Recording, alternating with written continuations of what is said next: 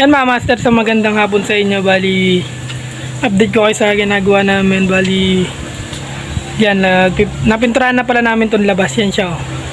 Yan poste niya, kakulay siya ng kornisa dun sa loob mga master, para hindi siya masakit sa mata mga master. Yan siya, napinturahan na natin siya. Yan, bali nakatapos na tayo ng isang side. Susunod lang natin ay itong poste ng balcony natin ginawa. Tapos yan, bali yan mga kamaster, yung biga doon tayo mahirapan dahil sobrang taas. Papakita ko sa inyo mga master kung gaano kataas yung gagawin natin mga master. Kaya dito na mga master, bali pipinturahan pa natin yan. Hindi kasi abot ng andamyo natin, mababa yung andamyo natin. Bali kapos, kaya magagdanan tayo mga master. Bali sobrang taas nito. Bali ayan pa ang problema ko mga master. Yan, nakita niyan. Papalitan pa po natin yan mga master ng kulay. Babaguhin pa natin siya ng kulay. Yan, kaya mga master, samahan nyo na akong magpintura dito sa ibabaw. Nakakatakot man pero kailangan mga master. Kaya let's go mga master. At ayan mga master, nilagay ko na yung camera natin. Sinetap ko na, hindi na ako magpaligoy-ligoy pa mga master. Kung napapansin nyo mga master, wala akong andamyo na scaffolding gawa. Bago lang tayo dito sa Abra at wala pa akong masyadong kakilala.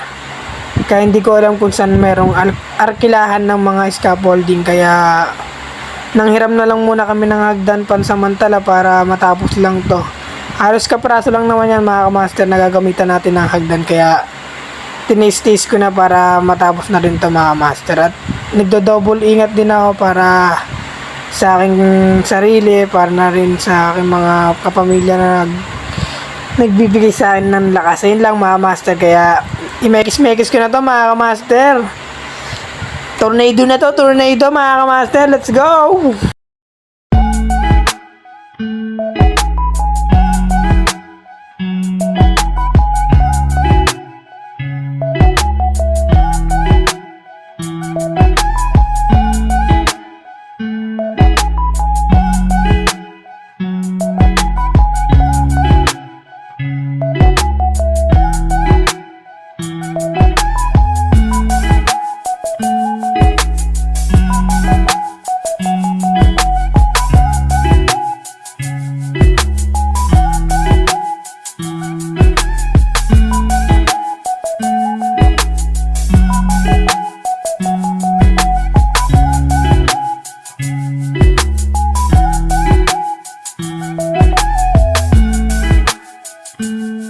At bali yan mga master, ito nga pala yung natapos na natin.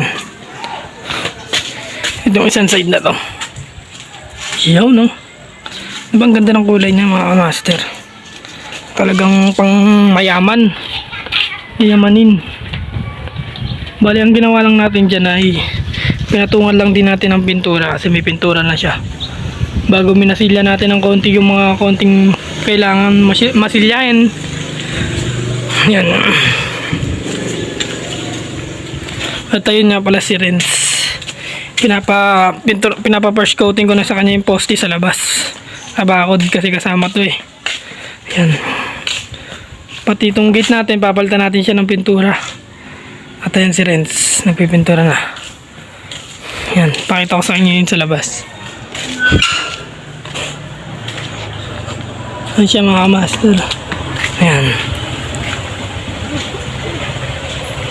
Ito yung kabuong bahay mga master. Yan. Bagay na bagay yung kulay natin sa tiles nila mga master. Bagay. Napakaganda. Gandito na mga master. Simulan ko na yung sa taas. At dyan mga master, nilusod ko na yung ating hagdanan para matapos ko na ito kasi padilim na mga master. Kaya bibilisan ko na ito mga master. Ita timelapse ko na. Let's go! Goodbye!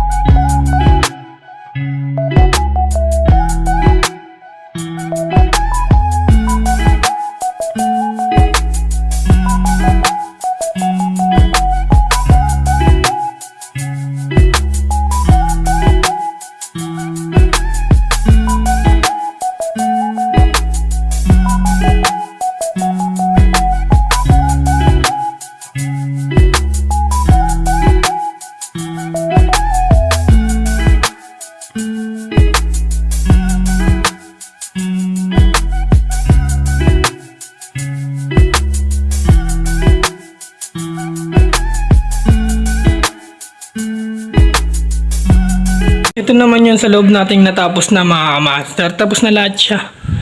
Bali, papakita ko lang. Pakita ko lang ulit. Bali, nung kwarto tapos na. Tapos na siya pati kornisa. And then bali dito sa matawag dito sa kwartong malaki, pinakamalaki, iniba natin ang kulay niya. Kulay pink. Yan siya. Iniba natin yung kulay. Yan siya. Iniba natin yung kulay. Kasi dito yung magandang kwarto, malaki. Pati CR niya, ganito kulay mga master. Yan siya. Yan. Ang ganda. Bago yung tatlong kwarto ay magkakaparehas lang siya. Ito lang ang naiiba, yung malaking kwarto. Buksan natin ang ilaw. Wow, di ba? Napakaganda mga master.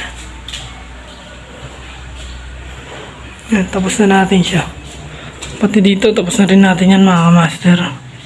Bali, tatlong kwarto to eh.